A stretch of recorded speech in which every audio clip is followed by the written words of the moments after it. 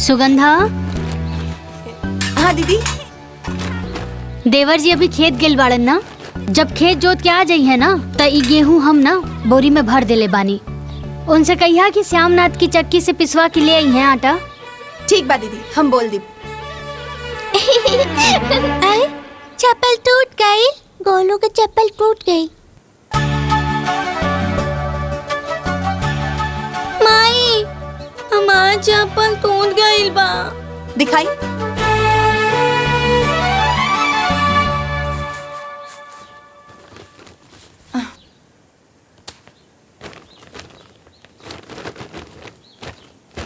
दीदी हाँ देखी ना, गोलू की चप्पल टूट गल बा। एगो नया मंगवा दी ही ना। सुगंधा, नई कीने की का जरूरत बा? हमरा लगे 2-3 गो जोड़ी पड़ल बा, हम दे देब, गोलू के पहना दिया, ठीक बा? बाकी दीदी लड़का होके लड़की की चप्पल पहरी। अरे सुगंधा, सैंडल ना हा, हवाई चप्पल हा, और सब हवाई चप्पल एक जैसन ही होला। कैसे गिर गई तू? हाँ? अरे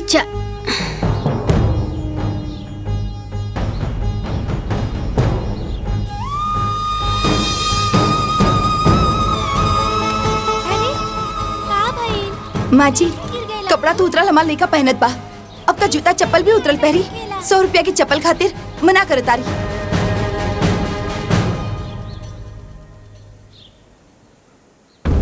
अरे हमार नौ के दुल्हन, 100 रुपया के बात नहीं खे।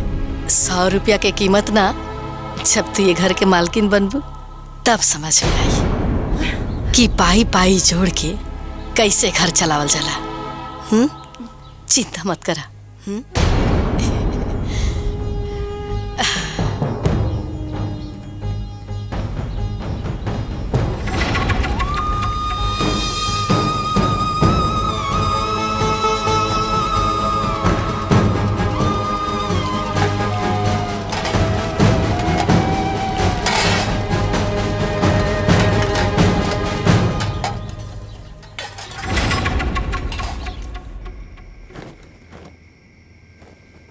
सुगंधा, हाई ला, गोलू के पहने खातिर देवरानी जी भेजले बाड़ी।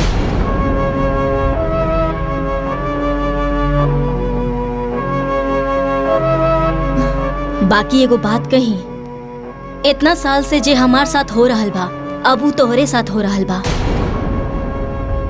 पहले ओकर बेटी के उतरन हमार बेटी के पहनावल जात रहे, अब तोहार बेटा के पहनावल जाता।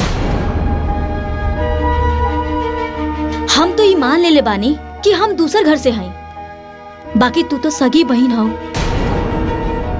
तू दोनों एक ही महतारी के पेट से जन्मल बाड़ू, तोहरे साथ ऐसा ना करे के चाहत रहे। बाकी जाए दा, तू कर भी का सकेलू। अच्छा, ई चप्पल ना गोलू के पहना के देख ला कि ओकर साइज के बा कि ना। बेचारा लइका लड़की के चप्पल पहन के घूमेला। चला।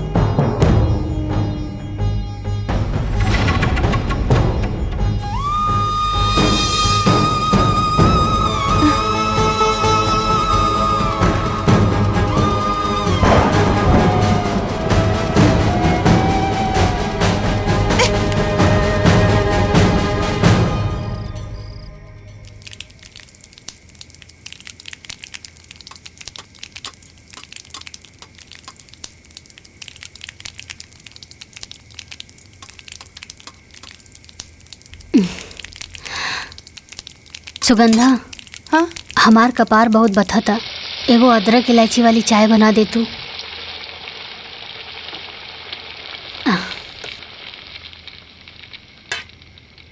ई रहल चाय के पत्ती, ई रहल दूध, और ई रहल पतीला, और ऊ रहल चीनी अदरक, और ई रहल लाइटर और गैस। आपन चाय बना के पी ली। अरे तो एमे खिसियाए वाला कौन बात बा? हाँ, हम खुदे बना के पी लेब। हाँ, तोहरा के पिए के बा ना। लाग गई लाग। अब देखा कैसे आग के हम ज्वालामुखी बनावत हैं।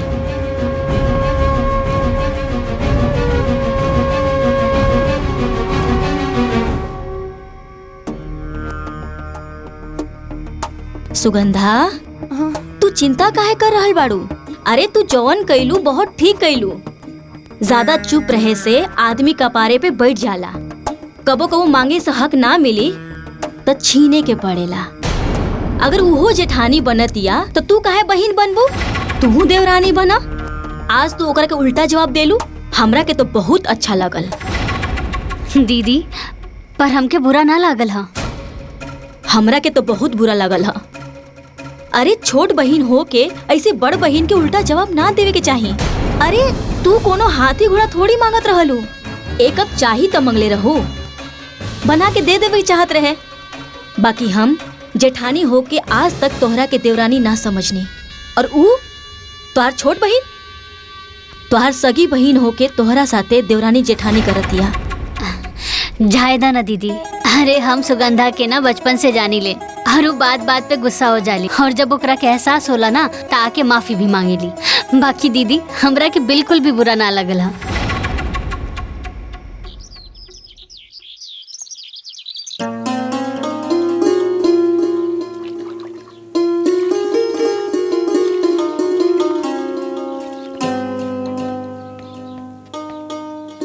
सुगंधा,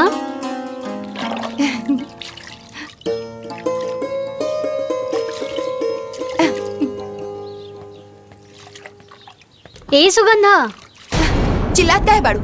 हम बहरी नहीं खी, सुनाई देता हमके। अरे जब सुनाई देत हवे त जवाब काहे नहीं खुदेत? हम का बोली? तू ही बोला, बताओ बात का हो? अरे हम तोरा से कहले रहनी ना कि गुड़िया की स्कूल की ड्रेस प्रेस कर दा, काहे नहीं खुकैले? दिखाई नहीं देत, हम अपन लड़का के नहलावत बाड़ी। जा। सुगंधा, आजकल हम देख रहल बानी, आजकल तू ढेर अपन पराया कर रहल बाड़ू।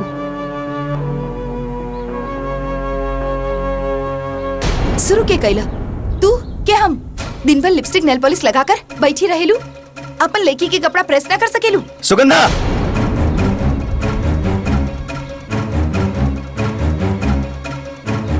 का हो गल तो के? ये कोनो तरीका भौजी से बात करे का? जे जौन तरीका से समझी ओकरा के उही तरीका से समझाई। चुप रहलो, शांत रहलो, का हला करत रहलो? अरे तोला परोसा आ पटीदार सुनी त का कही? रहे दी माई, आज सुगंधा के बोल ले विदा, पता तो चले आखिर एकरा मन में कितना भड़ास भरल बा। बोला। पुष्पा, वो छोट है, ओकरा में समझदारी ना है। तू तो समझदार बाड़ू, तू ही शांत रहा। अगर ई शांत हो जाए तो घर ना पलट जाई। ई घर के मालकिन नहीं, ई ऑर्डर करी और काम करी हम, ई लड़की पैदा करी और संभारिए हम।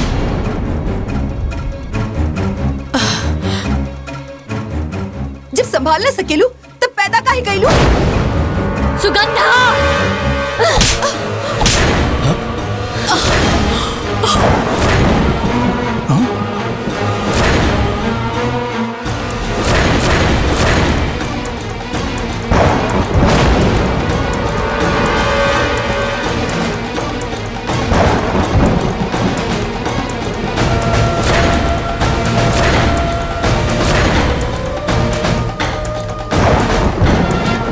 जे के पास जवाब न होला ना, वो हाथ उठावेला।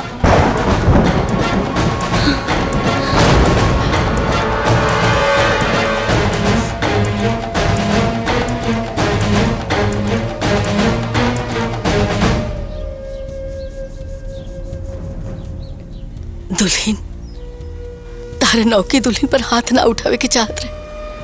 अरे वो बच्चा नहीं की, ओकर बियाह हो गइल बा, ससुराइतिन हो गइल बड़ी, उ बच्चा नहीं की। अम्मा जी, हम तो बड़ बहन होके के नाते ओकरा के थप्पड़ मार देनी। जैसे सुगंधा नैहर में कोनो गलती करत रहे ना, हम ऐसे ही ओकरा के थप्पड़ मार देत रहनी। दुल्हन, तार नैहर में थप्पड़ वाला रिश्ता नहीं के उनके साथ, और बहन के साथ साथ तार देवरानी बन गई बड़ी, तारा ये बात के भूले के ना चाहिए। अम्मा जी, तू चिंता मत करा, हम अभी नैहर में फोन करके माई बाबूजी के यहाँ बुला लेता नहीं। उस सुगंधा के अच्छे से समझा दिए माई, अच्छे से समझा दिए।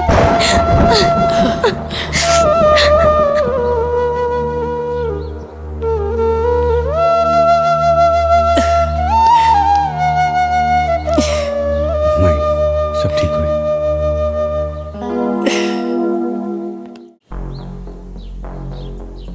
ओ कमाई बाबूजी की बताइए, हम खुद ही नहीं है जाते, हम ही समाई बाबूजी की बता दे कि घर में हमारे साथ का होत बा। देखा सुगंधा, ऐसे लड़ाई झगड़ा करके नैयर जाल ठीक ना हो। तक उनके हम पर हाथ उठावल ठीक बा? उनकर आदमी कमाता हुए तो घर के मालकिन और हम घर की नौकरानी बन के रही। सुगंधा, गुस्सा के आग नू पहले बुद्धि की जरा देवेला, अब बुद्धि के जरते ही प्यार के भीतर अहंकार कर जाला। एक बात बतावा, दुनिया के कोनो भी रिश्ता अपने आप ना खत्म होला, अहंकार गलत फहमियों के तोड़ देवेला। दो लोग के बीच के रिश्ता केवल तीसरे की वजह से ना, बल्कि आपसी विश्वास और प्यार की कमी से टूटेला। हम तहार पति बानी ना, तो हमार बात ना मनबू। चला वो बैग उठावा और अलमारी में रखा। एक बात और ही, माई बाबूजी के सामने अपने गुस्सा पे कंट्रोल रखिया।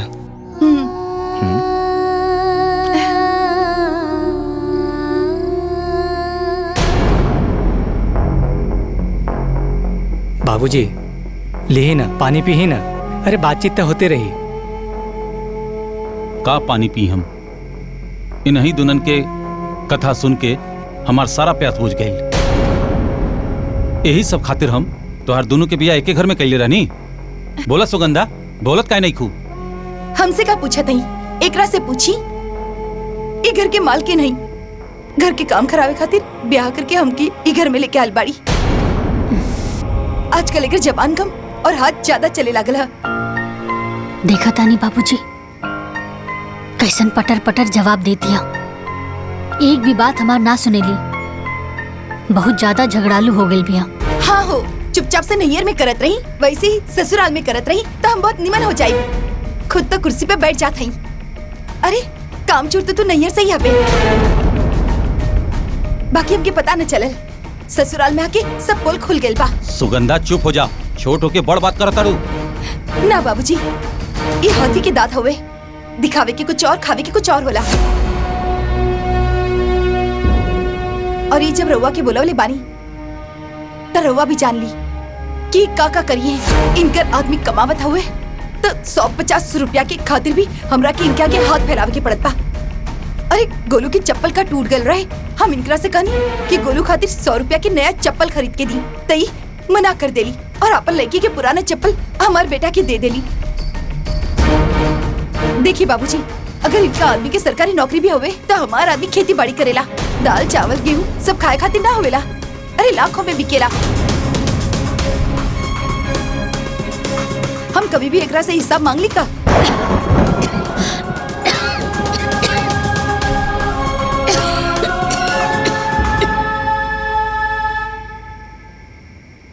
तारा के हिसाब चाहे ना सुगंधा,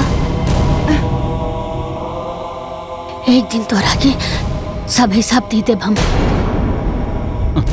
चुप हो जा भाई, हमार बात कान खोल के सुना। अगर तोहनी ऐसे ही आपस में लड़त रहबू तो हम समधियान आवल छोड़ दे। काहे कि तू लोग समधियान में हमरा के मुंह दिखावे के लायक न छोड़बू।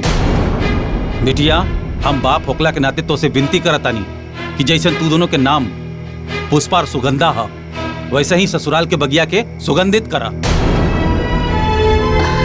समधन जी, हम दोनों बिटिया के तरफ से हाथ जोड़ के तो से माफी मांगतानी। समझी जी, माफी मांगे की कोनो जरूरत नहीं है। राहुल फर्ज रहला समझावे के, रउआ समझाई नहीं। आ कोनो ही लोग बच्चा तो बहाना कि कान पकड़ के समझावल जाए। लावा कड़वा दा।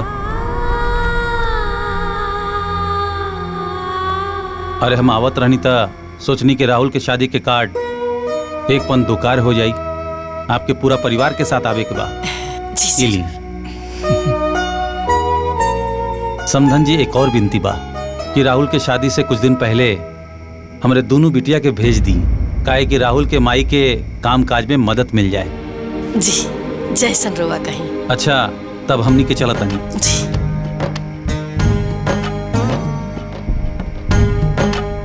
प्रणाम बाबूजी। प्रणाम माई। खुश रह बेटी। मैं खुश। अरे हाँ रख ला। खुश रहा। इला। गोड़ लागत नहीं। हाँ खुश रहा खुश गोड़ लागत रहा। नहीं माई। इला बेटा, अरे रख ला। प्रणाम माई जी। खुश रहा। प्रणाम माई। प्रणाम खुश रहा खुश रहा। हाँ खुश रहा। प्रणाम माँ जी।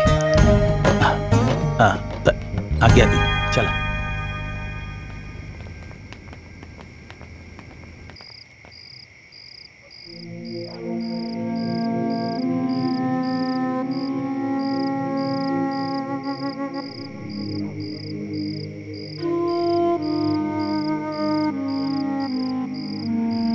भैया पता नहीं केकर नजर हमनी के घर परिवार पे लग गई। ये सुगंधा और भाभी के बीच में खटास कैसे पड़ गई।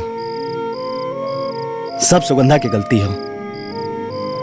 अपने से बढ़ के कबो उल्टा जवाब ना देवे चाहिए। ए भाई, जहां चार बर्तन रहेला ना तो आपस में बजबे करेला। वो दोनों सगी बहन हैं, आपस में लड़िए झगड़िए फिर एक हो जाइए। तू ये सब छोट बात खातिर चिंता मत कर।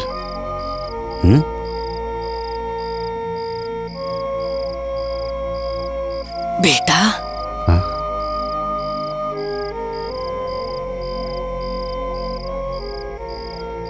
देखा बेटा, तू लोग ऐसे ही आपस में समझदारी से रहिया।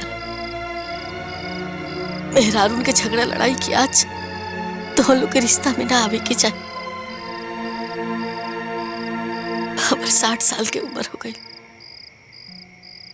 बहुत बड़ा ना अनुभव बा बेटा कि अक्सर भाईन भाईन में अलगावजी ना औरतन के लड़ाई झगड़ा के कारण नहीं होला। देख बेटा, तू लोग से हम विनती करता नहीं अरे मैं कि तू लोग आपस में कबो कटास बतावे दिया न तब जीते जी मर जाए। ना माई, तारा पता बानू, बाबूजी हमेशा कहत रहे कि एक दूसरा के साथे रहल परिवार ना कहला। परिवार वो कहला जे एक दूसरा के दुख सुख में साथ रहेला। और माई, तोनी और बाबूजी के दिहल संस्कार हमनी के भूलल नहीं खींचा।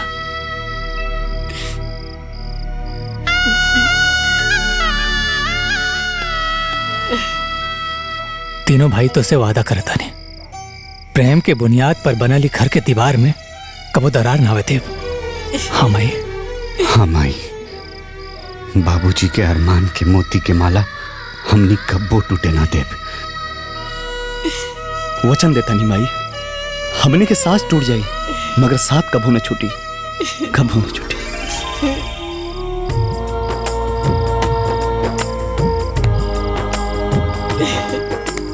हमारे तो तू लोग पे पूरा भरोसा।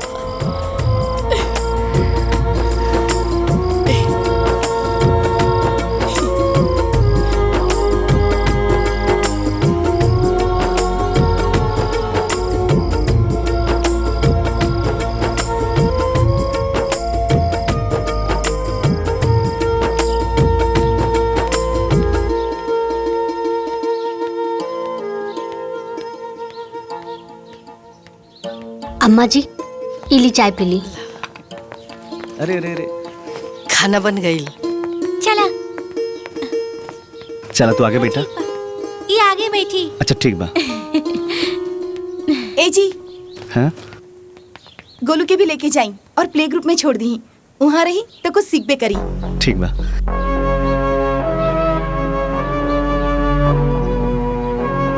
ए तिप पे बैठ जा। चलो बैठा लो। Bye bye. Bye bye bye. Bye बेटा। जाए बाय बाय।